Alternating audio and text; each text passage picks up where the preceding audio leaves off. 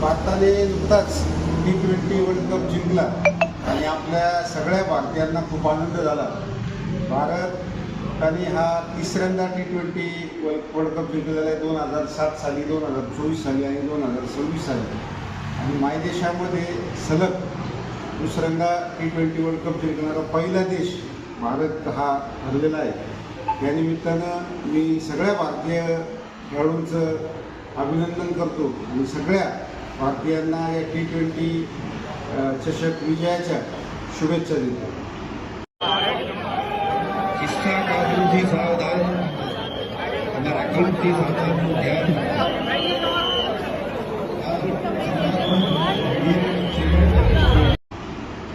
मी सर्व भारतीय टीमचं अभिनंदन करेल.